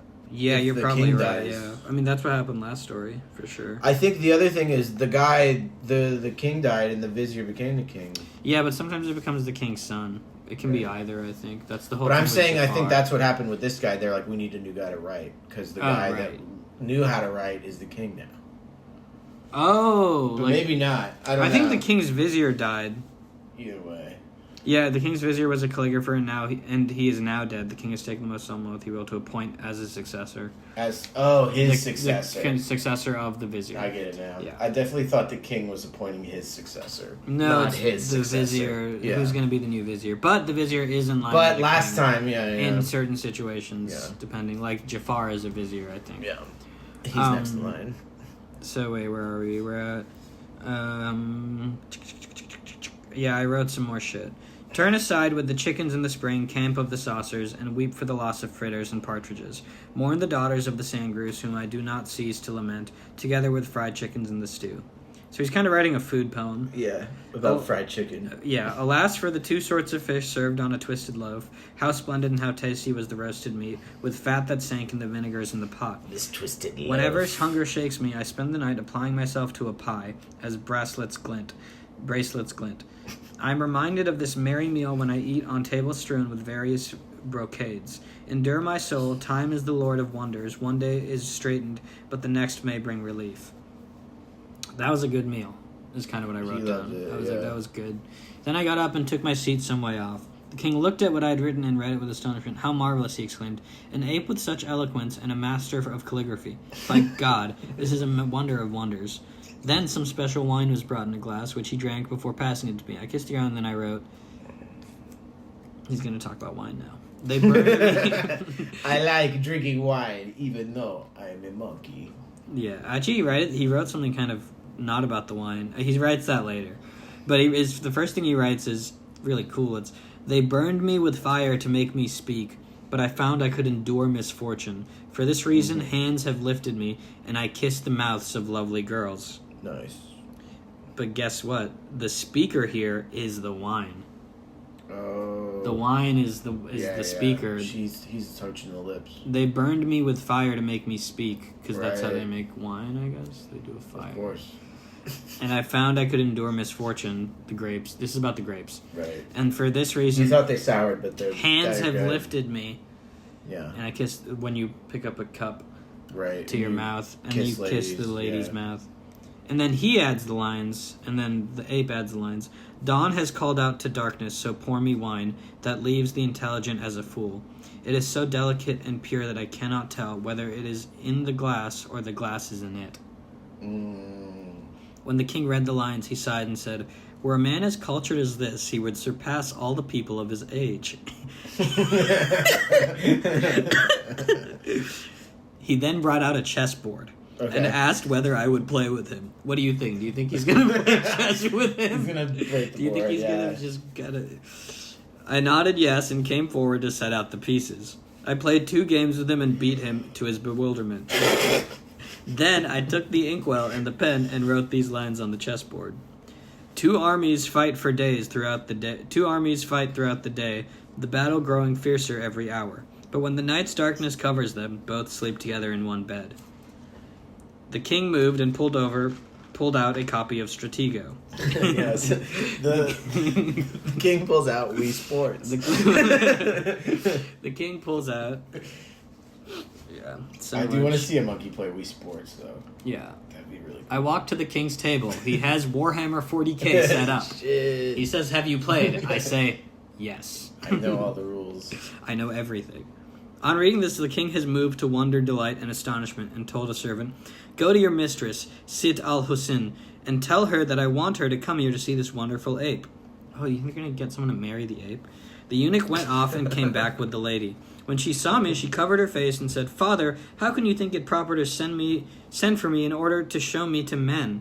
"Sithan al-Hussein," he said, "there is no one here except for this little Mamluk, the eunuch who brought you up, and I, your father.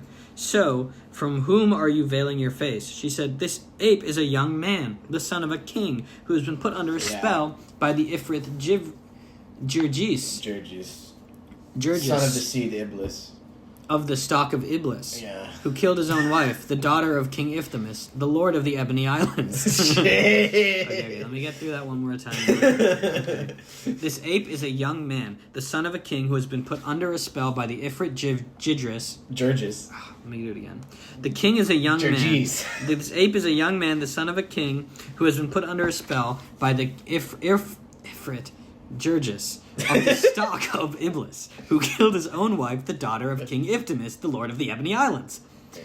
You think that he is an ape, but in fact he is a wise and intelligent man." Okay. The king was astonished by his daughter, and he looked at me and said, Is what she says about you true?"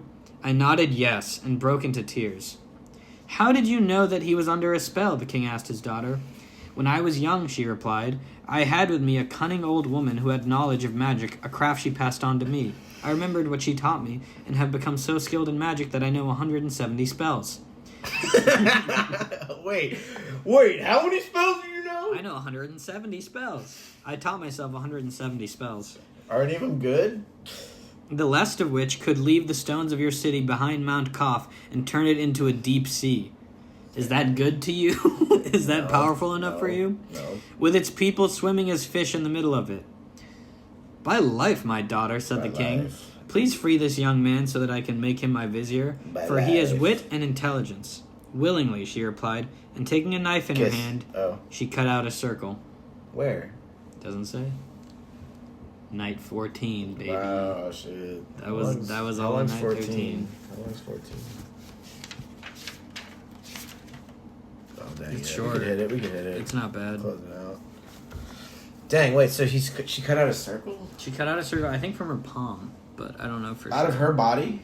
I don't know. She didn't cut it out of the ape's body, I don't think. Yeah. Okay, so...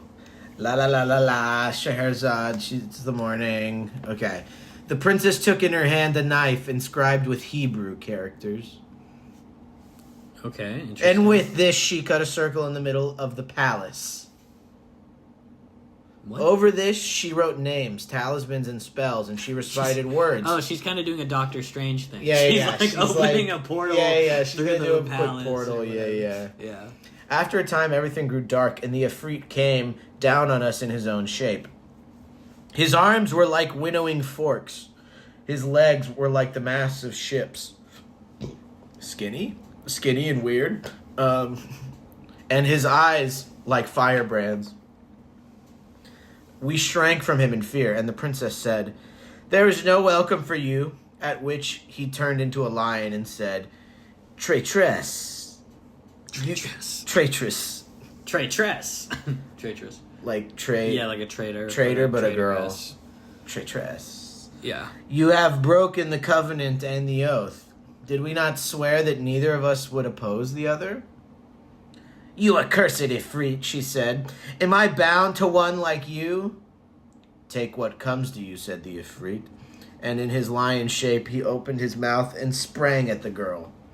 She quickly took one of her hairs, shook it in her hand, and muttered a spell, so that the hair became a sharp sword. Whoa. With this, she struck a blow at the lion, which cut it in two. This is like a Steven Universe episode. This is sick. But its like head turned pulling- into a scorpion. She's like pulling swords out of stuff. Its Yeah. head turned into a scorpion? Yeah. Cut it in two, but its head turned into a scorpion.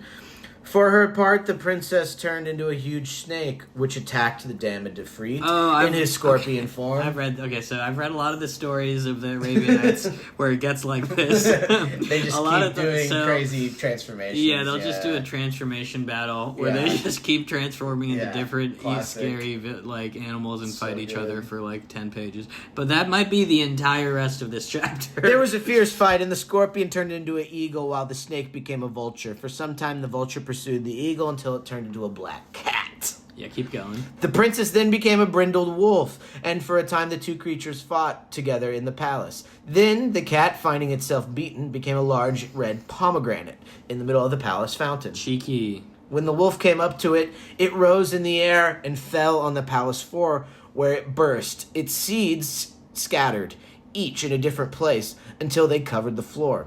A shiver ran through the wolf, and it became a cock, which started to pick at the seeds so as not to leave a single one. But, as was fated, one of them was hidden by the side of the fountain. Whoa. The cock then started to crow and to flap its wings, gesturing to us with its beak. We could not understand what it meant, and it crowed so loudly that we thought that the palace had fallen in on us. This is kind of like when Peter Griffin fights that bird in Family Guy and they do the fight scene for like 15 minutes. Oh, the yeah, YouTube they just video. keep fighting, yeah. It's pretty much one of those like elongated, silly fight scenes, Yeah. but with a million animals. Then it went all around the floor until it saw the grain concealed beside the fountain. It pounced on this to peck it up, but the grain slipped into the middle of the water in the fountain and became a fish, which dived to the bottom. The cock turned into a bigger fish and went down after it. This second fish vanished from sight for some time, and then suddenly we heard a loud cry and a scream, which made us shudder. Then out came the Ifrit like a firebrand, with fire coming from his mouth, and the fire and smoke from his eyes and nose. He was followed by the princess in the form of a huge burning coal, and the two fought for a time until both were covered by thick flames, and the palace was choked with smoke. We were terrified and were about to plunge into the water, fearing we might be burned to death. The king recited the formula. There is no might and no power except with God, the exalted, the omnipotent. We belong to God, and to him do we return. He added, I wish that I had not forced her to do this in order to rescue this ape, placing so huge a burden on her to confront this damned Ifrit who cannot be matched by all the Ifrits to be found in this world.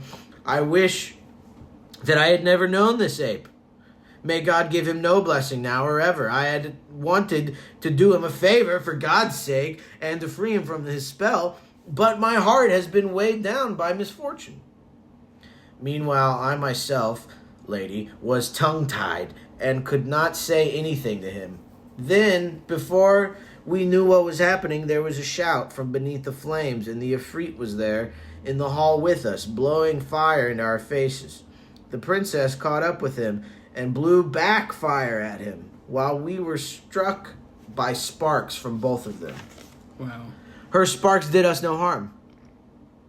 But one of his caught me in the eye while I was still in my ape form. Wow. And blinded it. Another spark struck the king's face, half of which it burned, together with his beard and lower jaw, while all his lower teeth fell out. Yet another fell on the chest of the eunuch, and he was immediately burned to death. Whoa. We were sure that we were about to die, but in the midst of our despair, we heard a voice extolling God and adding, "He has given victory and aid, and has confounded those who disbelieve in the religion of Muhammad, the radiant moon."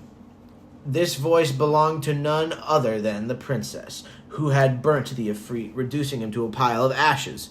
She came up to us and said, "Bring me a cup of water."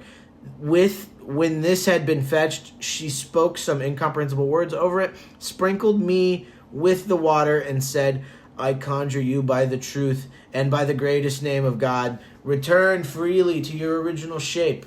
A shudder ran through me, and suddenly I had gone back to being a man. Woo! Marry her. Although I had lost one eye. Of course. The princess then cried out, "The fire, father, the fire! I have not much longer to live. I have not been used to fighting with Jinni. Although, had he been human, I would have killed him long ago. I was not in difficulty until the pomegranate burst, and I picked up the seeds, but I forgot the one which contained the Ifrit's life. Had I picked it up in time, he would have died instantly. But I did not know what fate had ordained. Then he came back, and we fought a hard battle under the earth, in the sky, and in the water. Every time I tried a spell, he would reply with another, until he tried the spell of fire. And there are few who escape when this is used against them. Then destiny came to my aid, and I burned him up before he could burn me. After I had summoned him to accept the religion of Islam. Nice. But now I am a dead woman. May God recompense you for my loss." Then she cried for help against the fire and went on crying as a black spark leapt up to her breast and from there to her face. When it got there, she wept and recited, "I bear witness that there is no God but God, and that Muhammad is the prophet of God." We looked at her, and all of a sudden she had become a pile of ashes, lying beside those of the Ifrit. We grieved for her, and I wished that I could have taken the place of my benefactress rather than see her beautiful face reduced to ashes. But God's decrees are not to be revoked. So you want to hear how I lost my eye? How'd I lose my eye? How I lose my eye? So first there's a girl, and then there's a guy, and then she turned into a chicken, and then he turned into a thing. Yeah, and also, my sugar daddy turned me into a gorilla. Her sugar daddy turned me into a gorilla, and then I was... And You don't do it. yeah, and she chased me afraid.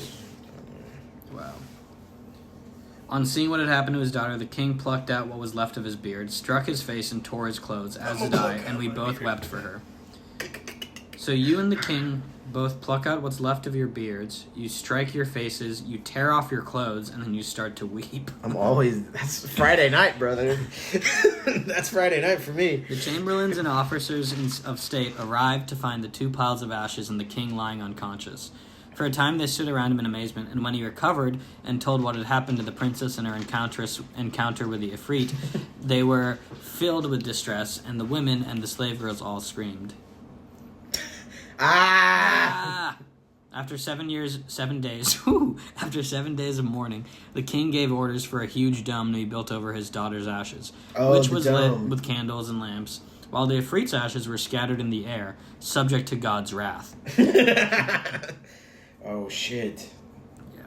Do not scatter my ashes. Yeah. Do not scatter my ashes. Put them in the tree. Put them in. I do not want to be subject to God's wrath. Do not subject me to God's wrath, please. The king then fell ill and was at the point of death, but he recovered after a month, and his beard had grew again. He sent for me and said, "Young man, I passed my days living at ease, protected from the calamities of time, until you came here.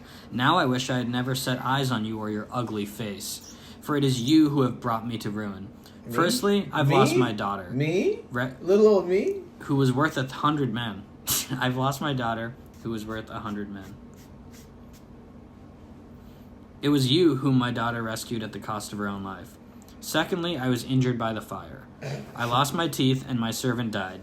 I recognize that none of this was your fault. What a baby. All that happened to you Such a and to baby. me came from God, to whom he be praised. Allah, praise be upon him. But now, my son, leave my land, for you have caused enough suffering, as you was fated for me and for you. Shit. Go in peace, but if you come back, and I see you again, I'm gonna kill you." He shouted at me, and I left his presence, scarcely believing that I had escaped, and without knowing where to go. I thought over what had happened to me, how I had been abandoned on my journey, how I had escaped from my attackers, how I had walked for a month before entering the city as a stranger, how I had met with the tailor and then the girl in the underground chamber, and how I had escaped from the Ifrit who had wanted to kill me. Well, Recapped all of Recap. it. I relived all my emotions from the beginning to the end, and I gave to God praise, saying, "Allah, it has cost me my eye, but not my life." Before quitting the city, I went to the baths and shaved off my beard, after which I put on a black hair shirt and poured dust over my head. There is not a day on which I do not weep, thinking of the disasters that have struck me and the loss of my eye. Now I cry every day. Every time I think of My this, weird I shed shirt. tears. I wear and my recite weird these shirt lines. and cry. I put on all the clothes I'm wearing right now as I'm telling you this story. I've put on all the clothes that you see me in already. I recite these lines. By God the merciful, surely my affair bewilders me. I do not know the source of sorrows that surrounded me. I shall endure until endurance itself cannot match mine. Continuing until God closes my affairs, I may be conquered, but I shall not show pain. As a thirsty man endures in a hot valley, I shall endure what endurance itself learns. I can endure what is more bitter than aloes, itself the bitterest of all. But bitterer than all of this would be the patience to betray me. The secrets would be for patience to betray me. The secrets of my secret heart are its interpreter. The secrets of my secret heart are its interpreter. At the heart of the secret is my heart's secret love for you. Oh, thanks. The secrets of my secret is my secret. The secrets of my secret heart are my secret, and the secrets of my secret heart is that my secret love is for you. Shit. Were mountains to feel my sorrow, they would be Ooh. crushed. Fire would be quenched, and winds would be ceased to blow. Whoever claims that time holds sweetness must some time meet a day more bitter than aloes. Right. Anyways, after that I wandered through the world, visiting cities and making for Baghdad, the house of peace, in hope of reaching the commander of the faithful and telling him what had happened to me. I arrived at the city tonight, and there I found this first companion of mine standing in perplexity. Right. I greeted him and talked to him, and then our third companion arrived, greeted us, and told us that he was a stranger. So Yeah, are we? like, that guy two that of us said. hasn't talked yet. We're not talking. He came late. Yeah. That's why he's going third. And we have That only other just guy. gone last night. Yeah, that guy you know already who talked to you earlier. I met him. I met that guy. And then I'm gonna meet a third guy, which you know, but haven't heard from yet. Yeah, the three of us went and walked together without knowing each other's stories until fate brought us to the store, and we came into your presence. This, then, is the reason why my beard, mustache have been shaven, and my eye gouged out. Weird story, said the lady of the house. Yours is a strange story, said the lady of the house. You can touch your forelock and go on your way. Not before I've heard my companion's story, he replied. Oh, right. At which the third dervish stepped forward. Shit. And that's where the third dervish starts. We'll probably say that. Unless you Let want me to see. get started a little on it. I mean, it's just short start, but... Yeah, I mean, let's do a tease. Let's see what the because I like the cliffhanger Cliffhanger, on the yeah. night. The night That's true, cliffhangers are that's pretty true. good, but we'll need to remember maybe to come back. The third day steps forward. Great lady, my tale is not like theirs, but is more wonderful and more marvelous, and explains the reason for the shaving of my beard and the plucking out of my eye. They were both victims of fate. But I brought this fate upon myself. Burdening my own soul with sorrow, I was a king and the son of a king. And after... That sounds exactly like the other guys, dude. Well, they are. They're all sons of kings. Yeah. After my father's death, I succeeded to the throne, ruled justly, and treated my subjects well. I was fond of sailing, and my city lay on the shore of a broad sea, in the middle of which many large islands were scattered. And I had 50 merchant ships, 50 smaller pleasure boats, and 150 warships. I was just a normal middle-class guy, kind of middle-class upbringing. Just regular, upper middle class. Sort of a regular upper middle class. Had 50 merchant ships. Woodlands, lived in the woodlands. 50 pleasure boats. Had 50 pleasure boats in Galveston, classic summer vacation stuff. It so happened that I decided to go on a pleasure trip to the islands, and I set out with 10 ships, taking provisions for a whole month. We had been sailing for 20 days when one night crosswinds blew against us, and the sea became very rough with tumultuous waves, and we were plunged into thick darkness. Despairing of life, I said, "A man who courts danger is not to be praised, even if he comes out safely." We called on Almighty God and implored his help, but the wind continued to shift and the waves to clash together until daybreak. The wind then dropped, the sea became calm, and the sun came out. Looking out, we found ourselves by an island, and so we landed on the shore, cooked and ate a meal, and rested for 2 days. We then sailed on for 20 days, when the current turned against us, and as the captain of my ship did not recognize where we were, we told the lookout to climb to the crow's nest to scan the sea. He went up the mast and shouted to the captain that to the right he could see fish on the surface, while at some distance away there was a dark shape showing sometimes a black and sometimes as white. When the captain heard this, he dashed his turban on the deck and tore out hairs from his beard and said, "Good news! We're all dead men. Not one of us can escape." Whoa, he's scared. He started to cry, and we all joined in, weeping for ourselves.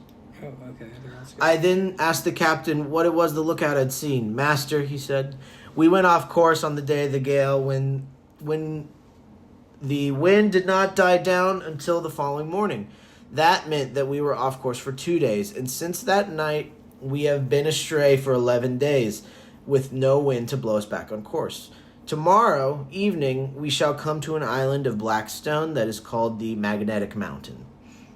The currents will force us under its lee, and the ship will split apart, the nails being drawn out to attach themselves to the rock.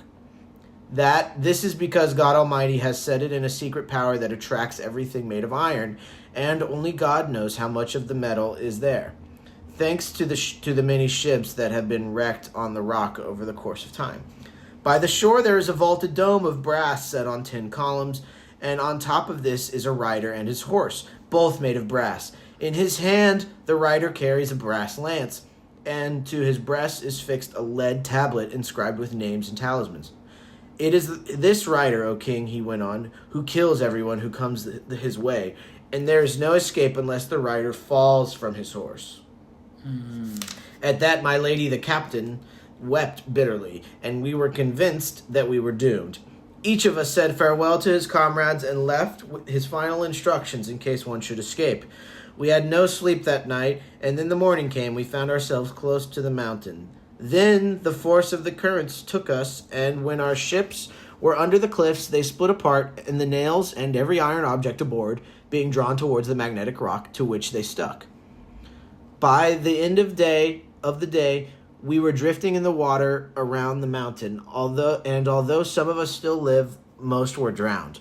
While the survivors could scarcely recognize each other, stunned as they were by the force of the waves and the gusts of the wind. As for me, Almighty God preserved my life, as it was his intention to distress, torture, and afflict me further. I clung to a plank that was driven by the wind until it was blown ashore. There I found a beaten track, like a staircase carved into the mountain, leading to the summit. I pronounced the name of Almighty God, Allah. That's the end of the night. So he found a scary staircase. Yeah, and he lost the whole ship. He's the only survivor. But he keeps saying the thing about he preserved my life as it was his intention to distress, torture, and afflict me further. So wow, look forward to that. Yeah, there's more coming. There's more torture for this guy. For the third dervish. Yeah, he was just a normal guy. Yeah. He was kind of presenting himself as the most normal guy in the beginning. Yeah, he's like, I'm just a a regular chill. guy. I'm a chill guy. But he said he brought his fate onto himself too, Yeah. different than the other two. So We'll see. what So he that was 13 and 14. We'll get 15 soon. Any final closing thoughts? learned a lot. All right, guys. Be careful out there. Watch out. You never know who's an ifrit.